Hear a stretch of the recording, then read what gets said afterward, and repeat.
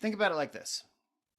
If a mistake is made, things don't turn out the way you want them to, that's kind of a mistake. It's not like you failed. It's like things didn't go the way you wanted it to, right?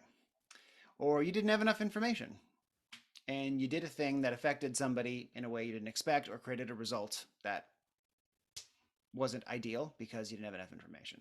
Those are usually the reasons, and that's all that really happened, right? What happens to the mind? What does the mind do? It says all the ways that we are deficient, and that's why that mistake occurred. So the mind makes a lot of drama about a mistake being made. And we think that's us keeping ourselves in line, keeping ourselves in check, reminding ourselves of all the stuff we got to work on. But did that lead you to growth? Did that lead you to success?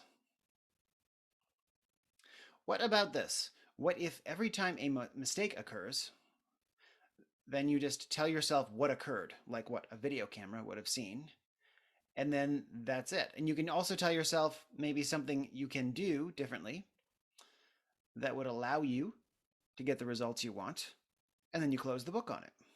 And it's just in that tone. Like, let's say it's my monotone voice in your head saying it, or your own version of that, right?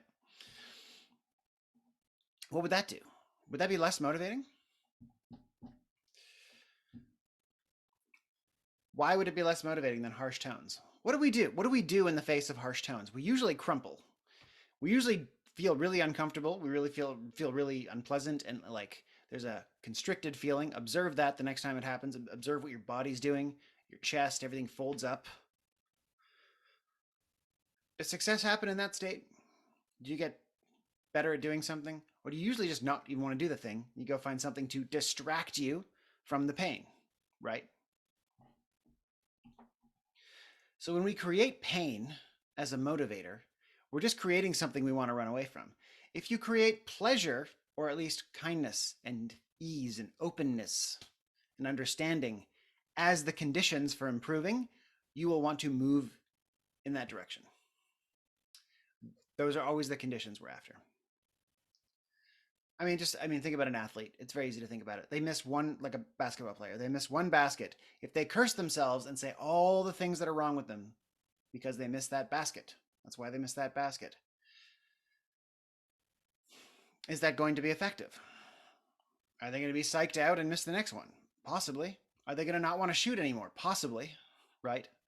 But if they just notice one like tiny little mechanical adjustment they can make to do better, and do so with understanding and appreciation for their body and its ability to do that in the first place, perhaps they can continue to grow and adjust and enjoy the process and actually want to do it and actually want to grow, right? So growing involves actually creating the conditions of wanting to grow, right? Making it a pleasurable process. So that's just extremely important with how you relate to yourself. Self-compassion helps with that because it disrupts the circuits of the cruelty to yourself every time something doesn't go quite well. Smaller little bumbles, easier to recover from, easier to apply this. When something really goes wrong, it's harder to apply this. And that's when you most need to use this practice. You most need to dump out all those critical thoughts. And you most need to go through a longer step-by-step self-compassion practice.